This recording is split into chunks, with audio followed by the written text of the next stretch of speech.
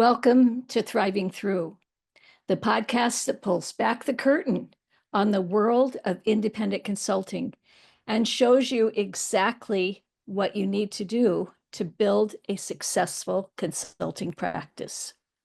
I'm AJ, I'm your host, and each week I dive deep into the real life stories of self-employed consultants who have transformed their expertise into thriving businesses. Now, this isn't about glossy success stories or overnight miracles. This is about the grit, the strategies, and the resilience it takes to build a consulting practice that is not only financially rewarding, but also personally fulfilling. From navigating the feast or famine cycle to landing dream clients, from managing the unique challenges of entrepreneurship to creating systems that support your business, I'm covering it all. Each episode features a candid conversation with consultants who've been where you are. We share their stories, their insights, and the hard-earned lessons that transform their business into a thriving practice. So whether you're just starting out, looking to level up as a consultant, or wanting to reignite your passion for consulting, this podcast is for you. It's your weekly dose of inspiration, insight, and strategies that will pump you up and motivate you for the rest of the week. So grab a cup of coffee, get comfortable, and get ready to learn, get inspired, and most importantly, to thrive. I'm here today with Erin Colvin of Novus HR Solutions. And I am delighted, Erin, to have you on the podcast today. So let's launch right in. I want to know first, what was your path to becoming a self-employed consultant? Sure. Well, thanks for having me. So the path to becoming a independent consultant really started kind of a while ago. I about probably maybe 10 years ago, I had the idea of wanting to get out of the corporate HR world and, you know, do something that would be kind of my own. I've experienced, a lot of change in all the different jobs that I've had, and it's been great because I've been able to grow with things and learn new stuff. But you're never really in control of your own destiny, and you can be doing the best job, and something happens, and there you are. So I had the idea probably 10 years ago, and then circumstances changed for me where a role that I was just in ended sooner than I expected, and I left with time and a good severance package. So I was like, well, there's probably no better time than now to do it. Yes. So a nice severance package gives you a little bit of runway, a little bit Yeah. of comfort when you do start and go out on your own. Yes. Yes. It was very, very helpful in kind of making that decision, to go for it. Go for it. So I was going to ask, were there any defining moments that made you go out on your own? But it sounds like getting the severance package, getting sort of downsized. Yeah. Was that would you say that's the defining moment that you've been thinking about it and now you actually jumped in and did it? Yeah, that was probably I wouldn't have done it if that job was still going. I would have stayed with that role. And what my original plan had been to stay with that role, grow with it. They were owned by private equity. And so my plan was to kind of continue on until they sold the business, which was supposed to be 4 years later. And maybe, if they want me to stay on, maybe it's another 4 or 5 years, and then start a business. But they sold the business within a year and a half of owning it. So And it threw your timetable off. It threw off my timetable. So absolutely, that was the defining moment, or the the decision point. Okay. Well, I'm curious, what did you do first when you decided when you got, severed? Mhm. What did you do? What was the next thing you did? So the first thing I did really was, talk to my husband. We're, you know, partners, and so he's got to be on board with whatever, crazy idea I have. So we talked about it, and he was really supportive. And so we kind of figured out, all right, well, you know, why don't you look for a job and start this business at the same time? That was the initial idea. So I went ahead and set up an LLC and kind of got myself a personal computer, got myself, you know, um, kind of all the tools that I thought I would need. And that was the start of it, Okay. which was about October. That October. What are the biggest challenges you faced getting your practice going, and how have you overcome them? Well, I can't say I've overcome them yet. I mean, I think that initially the biggest problem was trying to look for a job and also start a business. It I was sort of half, you know, in both. So I would be in these interviews, and that would be a big distraction from starting my business. So I really didn't, decide to go fully into starting my own business and not do the full-time job search until really the beginning of this year. So I just found that I wasn't passionate or excited about any of these jobs I was interviewing for. It was just mostly frustrating, or I wasn't the right level for them or whatever. My heart wasn't in it. And then I didn't really have time or mental space to think about what the business should be. So I wasn't doing either well. No? Um, and so I decided to kind of start fresh in January. So that's what that was kind of, I think, the first hurdle is, am I doing this or not? So I decided that I am. And how did that change your approach to your business? Well, it made my focus a lot more clear. I wasn't trying to divide my focus between multiple things. So I could sit and think about, okay, you know, what strategy am I going to have here? What do I want to accomplish? What do I need to do this week to move things forward? And so I was just able to be a lot more um, intentional and, a lot more strategic in how I was thinking about things. So that's helped a Because you lot. weren't balancing that's two different things for your brain to focus on. Yeah. Yeah. Yeah. And the job search part of it, I know that part. So I feel like, and just the corporate world, I know that part of things. And so I feel like my brain kind of, ooh, that's nice and comfortable. So I would go towards that more than the uncomfortable reaching out to people that I didn't, hadn't talked to in a long time and asking for help. Um, you know, booking meetings with people, going to networking events. Those are all things that are not exactly my comfort zone. So it Mhm. was really, I think that making that decision forced me to do some things that I probably wouldn't have chosen to do otherwise. I'm glad that you mentioned that, because getting outside your comfort zone and doing really uncomfortable things it's kind of comes with the territory of starting your own business. And we do have a brain that wants to keep us in our comfort zone. So how did it sounds like you were aware that you were, maybe feeling this edge where it's like, I don't Yeah. really want to do this. I don't really want to do this. It's uncomfortable. It's scary. How did you overcome the discomfort? I think well, a couple of ways. I had to get comfortable with um, kind of the unknown, I guess. I mean, I started talking to people. I started to talk about two different consultants and different people who have done what I'm trying to do, but are ahead of me or have done it for a long time. Just to see, like, am I crazy here? Like, is it, something I could do.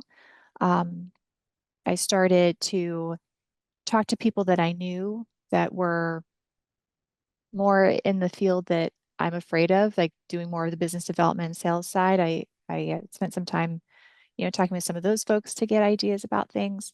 But I think a lot of it was a mental shift. I had to think about, you know, what other times in my life have I had to get out of my comfort zone? And what is this similar to? And I remembered how when I first got out of college, I didn't know what I was going to do. I didn't know what, my career was going to be or any of that kind of stuff. I was just 21 and I was an English major and everyone thought I was going to be a teacher and I didn't want to be a teacher.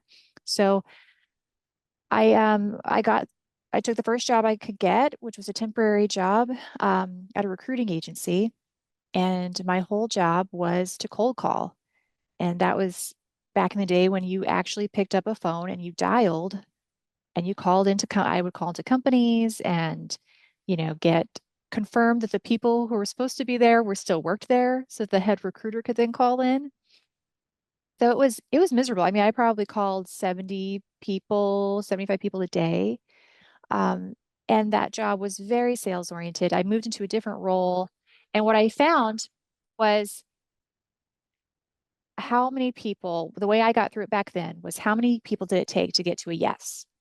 And so that's where I kind of, that experience helped me now in that, okay, not everybody's going to say yes.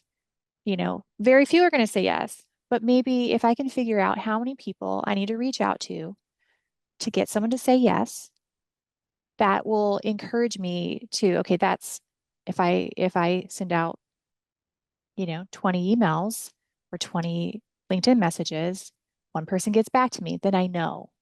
So I think having that past experience to draw on has really helped. That is such an important lesson, and a lot of self-employed consultants don't learn that, is that, not everybody's going to say yes. And in fact, maybe 10%, are going to say yes. But I have a business coach who says every no is leading to the yes. Because if, he uses a rule of thumb for coaches that 1 in 10 will say yes. So he says, you've got the 9 no's down. Now you're going to get a yes. Mhm. And I like your perspective and being able to draw on that past experience to get you through this one, because you're back to that uncomfortable reaching out to people. Yes. Yeah. No, Yeah. it's been a lot of time to kind of think. I've needed that thinking time to kind of get comfortable with what I need to do. So getting there. Cool. I want to switch to your clients. Who who is your ideal client? My ideal client would be companies that are innovative and that are, looking to grow and expand quickly. Companies that don't have HR yet, or that have someone doing HR that maybe it's more very tactical. So ideally, where I'm really strong is in creating things and solving problems and building stuff. And so, and on the communication side of things. So clients that don't have those bits, those are the people that I would want to work with. So it'd be like startups, technology. I've been in financial services. I've worked in software development and those kind of places. It's also events and things like that. So that's where my ideal clients are. Smaller side, Okay. under 100. And what problems are you looking to solve for your clients? Well, I'm looking to solve their people problems.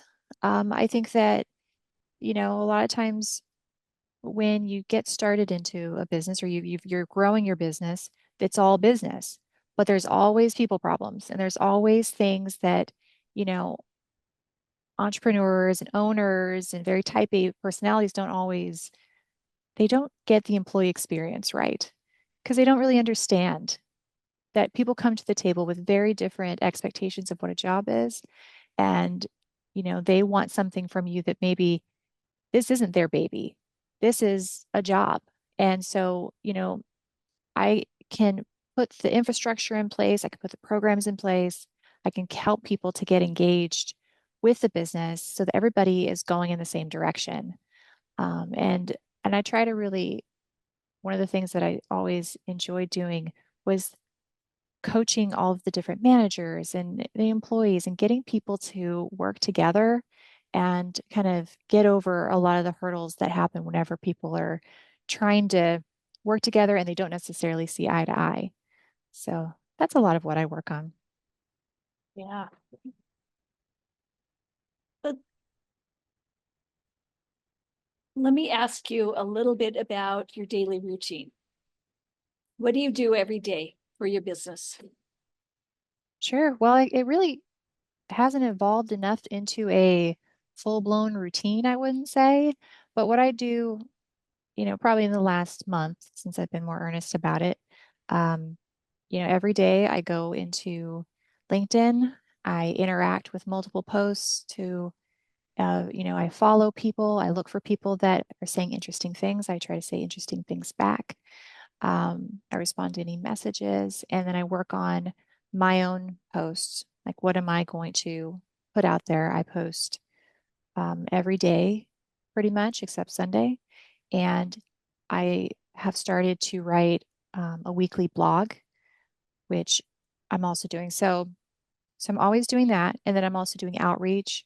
I try to contact 5 people a day that I've either worked with or, and just to check in, how are you doing? And this is what I'm doing now. I'm trying to spread the word about what I do. And if you know anybody or you yourself or have anything that I could work on, great. And then, meetings that follow. And then I also try to schedule in networking and any kind of events that I can go physically to. Okay. Are you looking primarily for local businesses, or are you going on a national or regional, national, international? It could be anybody really, but I'm planning on doing more of the sort of face-to-face stuff is easy local. So my next step is to join the Chamber of Commerce and start to get to know the businesses that are here locally in the Dallas-Fort Worth area. But my experience is, multi-state, like really all over the country. I grew up in California, lived on the East Coast. I've had employees and, populations in all of those places that are harder to navigate for employers. And I've set up operations internationally. So I, I'm not gonna put myself in a box when it comes to any of that. Um, we'll just see who would want to hire me. Right, right. Now, this is a $64 million question for self-employed consultants. Is splitting your time between running the business, client work, and sales and marketing. So how do you split your time between those broad buckets, running the business, client work, and sales and marketing?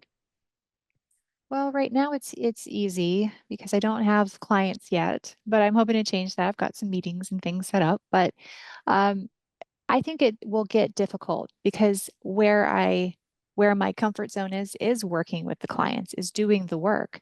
And so I'm going to have to be very disciplined about setting aside time to continue to cultivate relationships and build business for the future.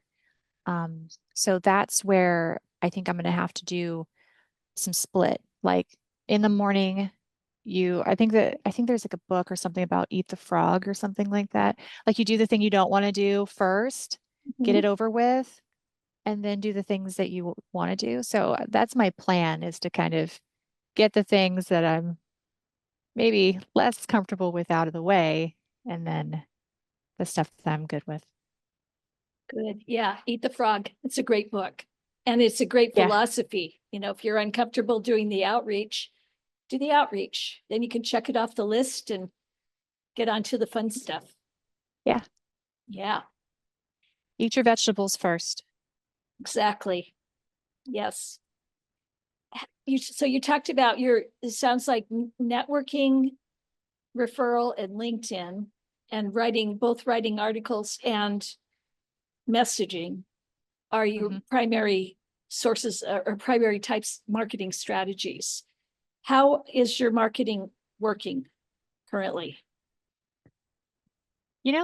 Better than I expected.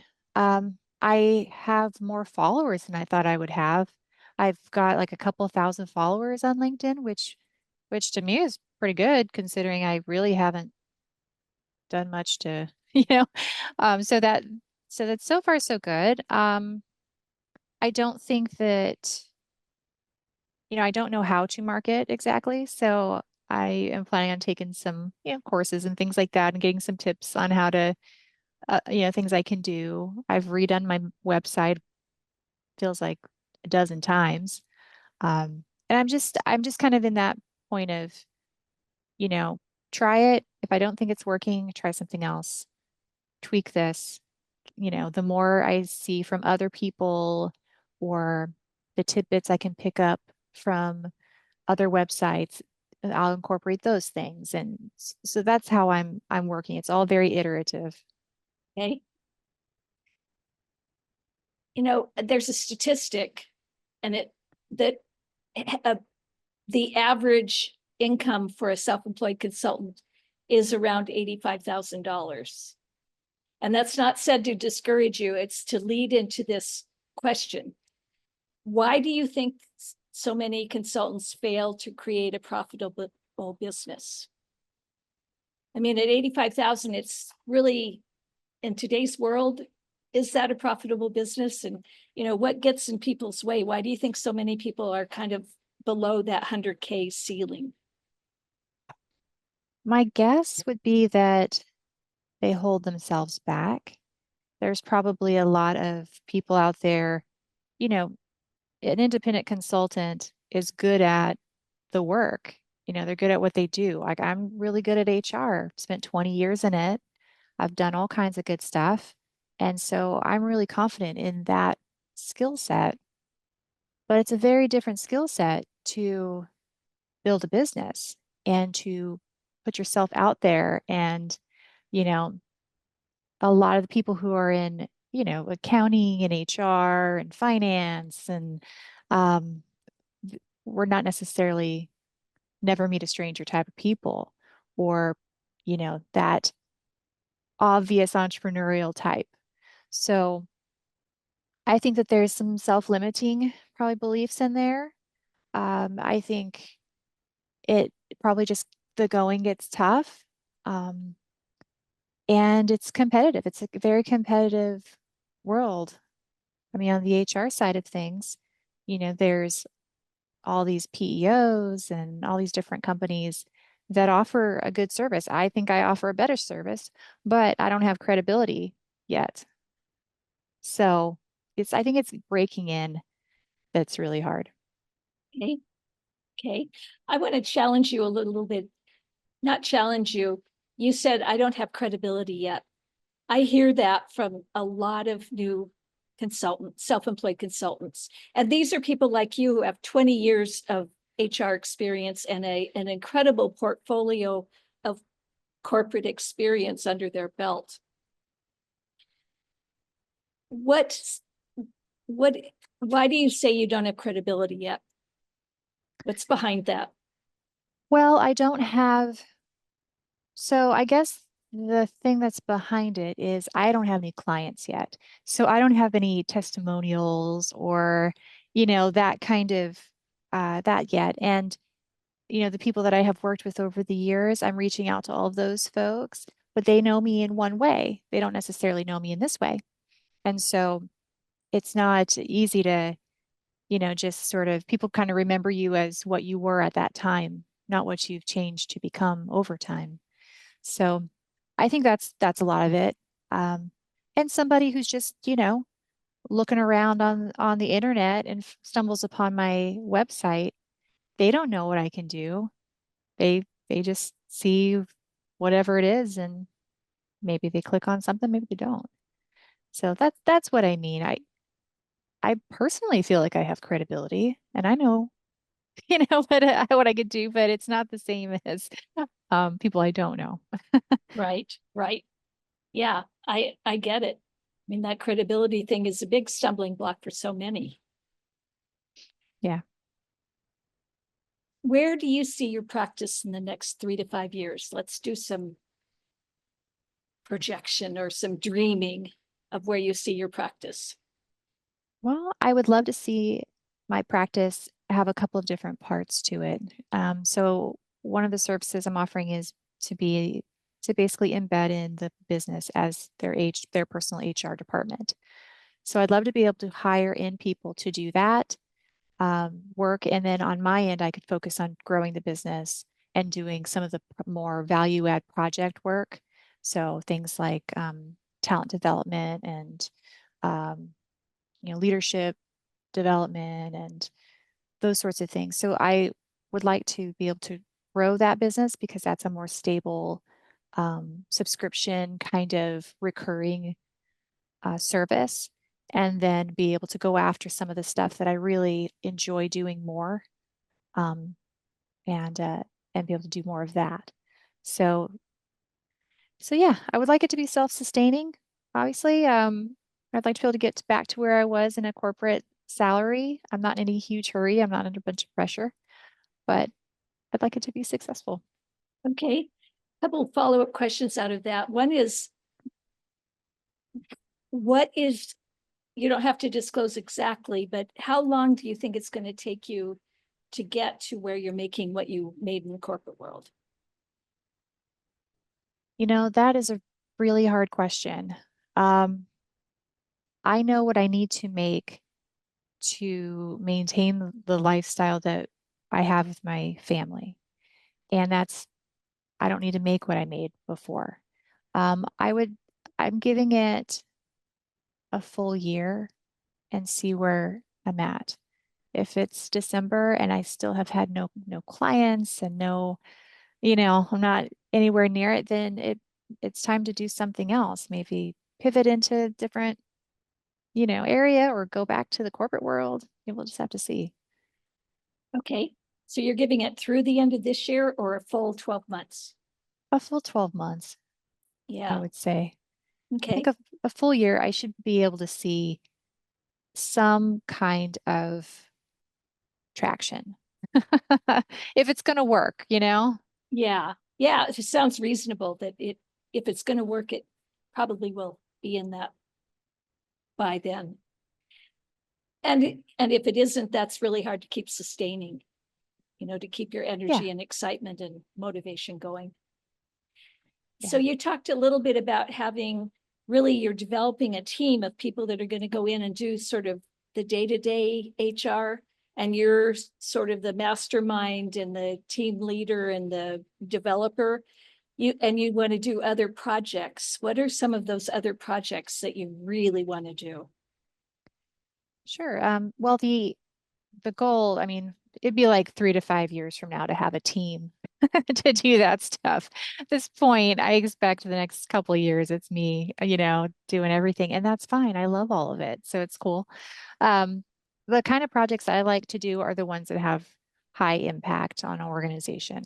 So the types of stuff would be things like, you know, um, organizational design and change. Um, what are some things that pinpointing what issues are going on in the business, and solving those problems. Um, you know, there's, I think smaller businesses really have a hard time developing people, and so they lose them to larger organizations if they're good. So helping these businesses to develop the talent that they have and give them meaningful, fulfilling, careers within their company, whether they're huge or not. Like you can still, you know, add value there so that people want to be with your company and are committed to it. So developing those career paths, um, developing those strategies around that. I think compensation is another one that I'd like to get more involved in, making sure that there's equity there and that these processes are fair, and that, the managers and the businesses are really thinking through how they're awarding and rewarding their the work that these people are doing. So much of the time, managers don't plan for things like promotions. They try to pull it out of somewhere and it gets taken Mhm. out of everybody, out of the bigger pot. And there's, so things like that. Um, Gosh, there's so many different aspects of it that I enjoy and enjoy getting involved in. I've done a lot of acquisitions and, carve outs and stuff like that. So any of It those things. sounds it sounds like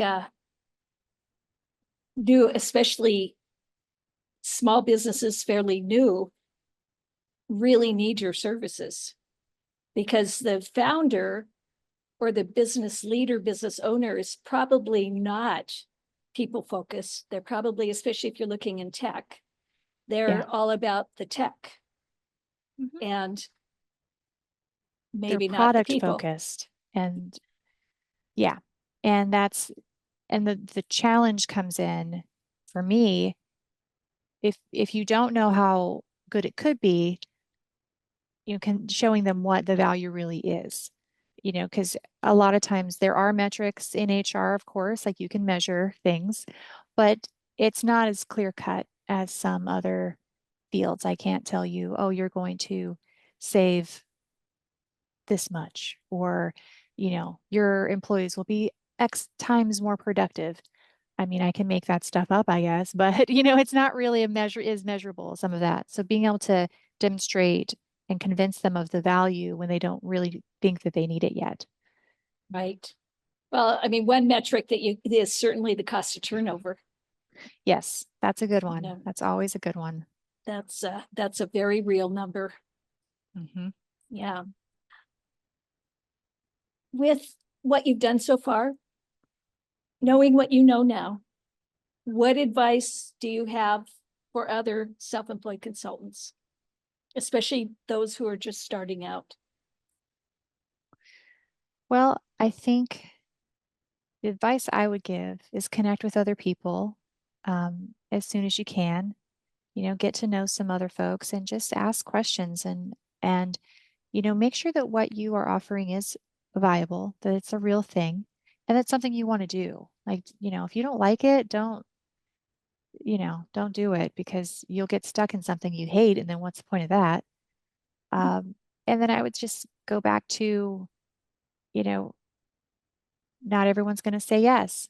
So you have to be persistent in continuing to go for what you want, and measure it and see how many people it takes to get a yes.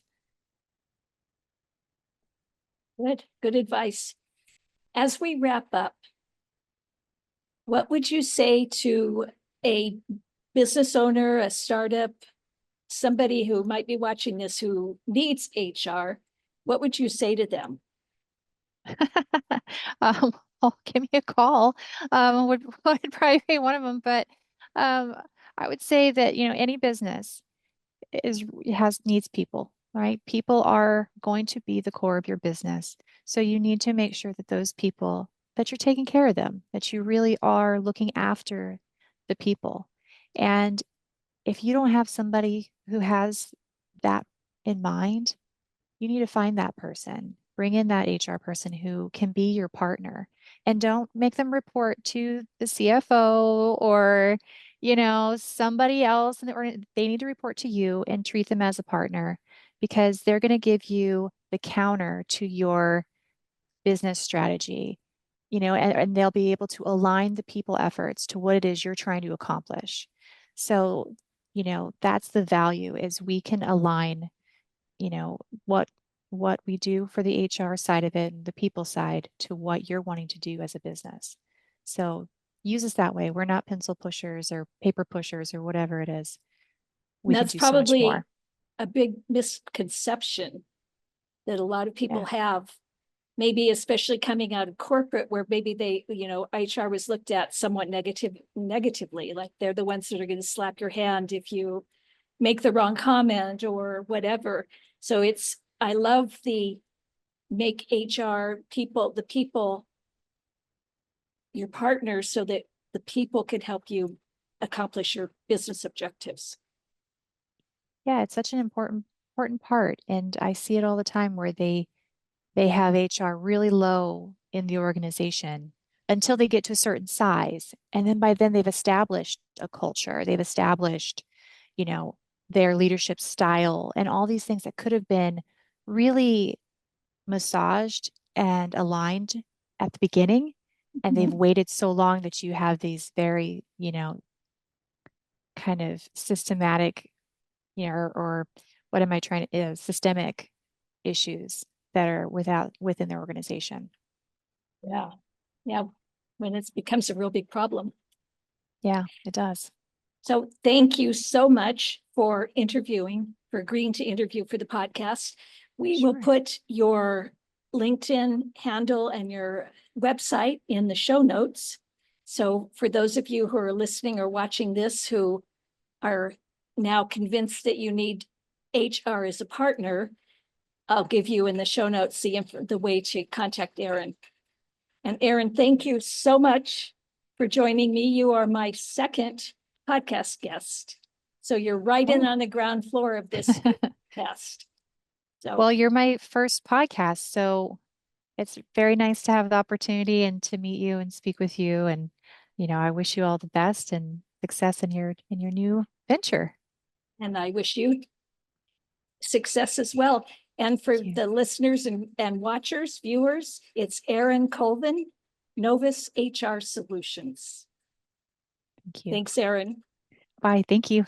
Well, that brings us to the end of another episode of Thriving Through.